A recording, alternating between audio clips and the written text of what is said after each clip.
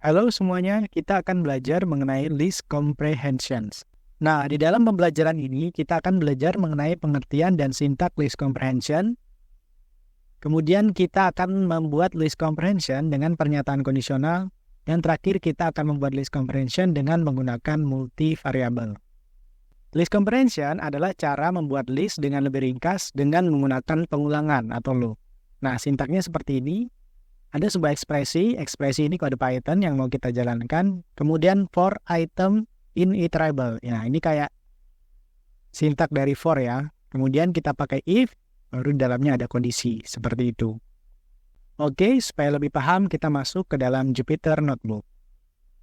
Oke, kita udah masuk ke dalam Jupyter Notebook. Nah, list comprehension biasanya dibuat melalui objek iterable. Karena kita kan menggunakan pengulangan for. Contohnya seperti ini. Kita punya objek iterable di dalam variabel var, namanya misalnya selamat. Ini adalah string adalah objek iterable, dan kita ingin membuat list dari setiap karakter di kata selamat ini ya. Caranya adalah seperti ini. Saya punya list var, sama dengan, nah untuk membuat list comprehension, kalian bisa langsung menggunakan kurung siku seperti ini. Nah, di dalamnya kalian tulis for i in, kemudian kalian tulis variabel atau objek iterable-nya. Dalam hal ini adalah var. Nah, kalian bisa buat seperti ini. Kalau kita cek nanti list var-nya.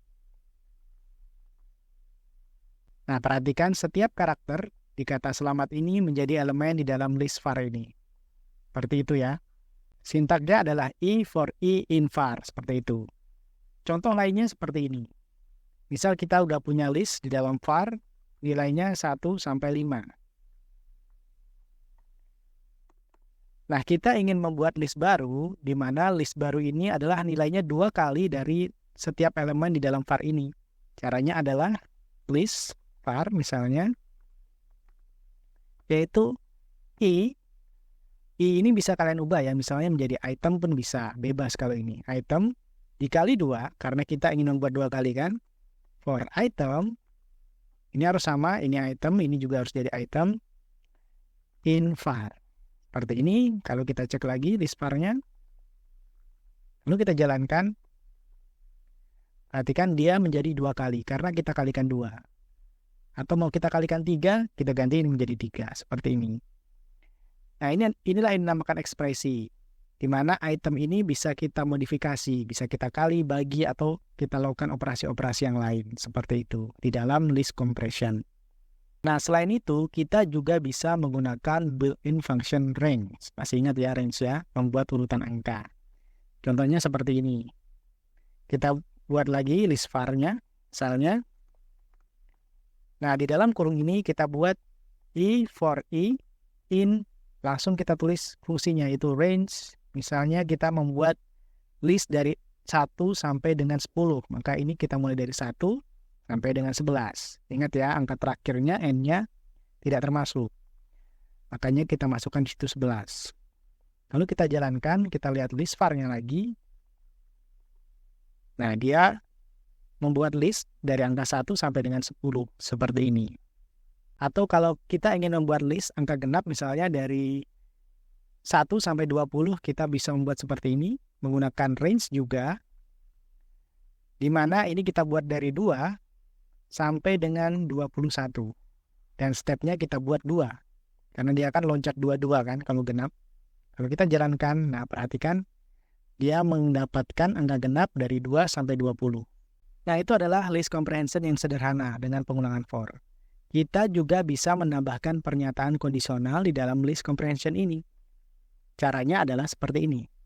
Kita ingin membuat bilangan ganjil, tetapi kita tidak memainkan step di dalam range-nya ini. Kita copy aja.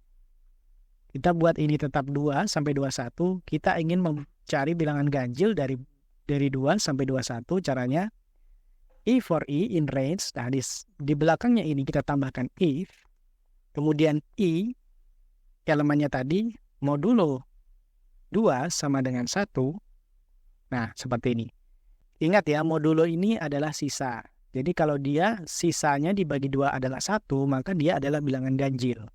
Kalau sisanya adalah 0, maka dia adalah bilangan genap. Nah, range-nya kita mulai dari 1 sekarang. Lalu kita jalankan lagi. Nah, perhatikan dia mengambil bilangan ganjil semua. Karena semua ini kalau di modulo 2 hasilnya adalah 1, seperti itu. Itu adalah menggunakan pernyataan kondisional. Atau contoh lainnya, misalnya kita menggunakan string yang di atas ini, tetapi kita hanya ingin mengambil karakter A-nya saja. Kita bisa menambahkan if di belakangnya ini, I sama dengan A, seperti ini. Lalu kita jalankan lagi. Nah, dia cuma mengambil karakter A-nya, yaitu 2 kali. Seperti itu ya.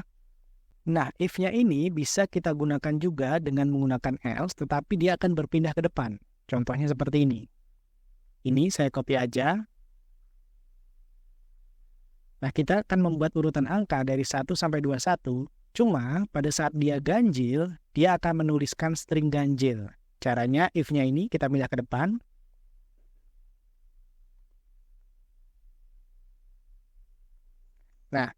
Nah, kita buat seperti ini, kita buat ganjil. If modulo 2 adalah 1, berarti kalau dia adalah bilangan ganjil, kita masukkan kata-kata string di sini adalah ganjil. Selain itu, kita bisa buat di sini else. Kita kembalikan I seperti itu. Nah, kalau kita jalankan, nah perhatikan, setiap dia ganjil, dia mengembalikan string ganjil. 1 ini berarti dia ganjil, kemudian 2, 3 dia adalah ganjil, dan seterusnya. Nah, ini kita menggunakan if else, tetapi dia posisinya jadi di depan. Sedangkan ini kalau kita cuma menggunakan if, dia posisinya ada di belakang. Seperti itu. Nah, terakhir adalah dengan menggunakan multivariable. Contohnya seperti ini. Saya punya var, nilainya adalah 1, 2, 3. Kemudian saya punya var 2, nilainya adalah 2, 10, 20, 30. Nah, saya ingin membuat var 3, nilainya adalah hasil perkalian dari setiap elemen di var dan var 2 ini. Caranya adalah seperti ini. X kali Y, ya, di mana X itu adalah nilai dari var, kemudian Y itu adalah nilai dari var 2-nya. Nah, kita bisa membuat notasi seperti ini. X kali Y for X in var, ya, for Y in var 2. Seperti itu ya notasinya.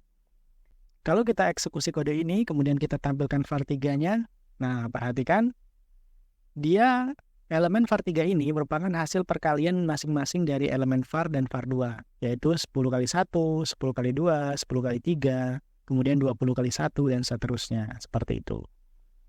Oke, itu adalah list comprehension. Memang agak ribet ya list comprehension ini. Sebenarnya kalian tidak harus menggunakannya. Cuma pada suatu saat nanti kalian melihat kode Python orang lain, ada notasi-notasi seperti ini, harusnya kalian sudah paham bahwa ini adalah list comprehension. Seperti itu. Baiklah, itu aja mengenai bagian ini. Kita udah belajar mengenal list comprehension dan sintaknya. Kita juga sudah bisa membuat list comprehension dengan pernyataan kondisional dan multivariable. Selanjutnya kita akan belajar mengenai fungsi atau function. Tetap semangat dan sampai jumpa di pembelajaran berikutnya.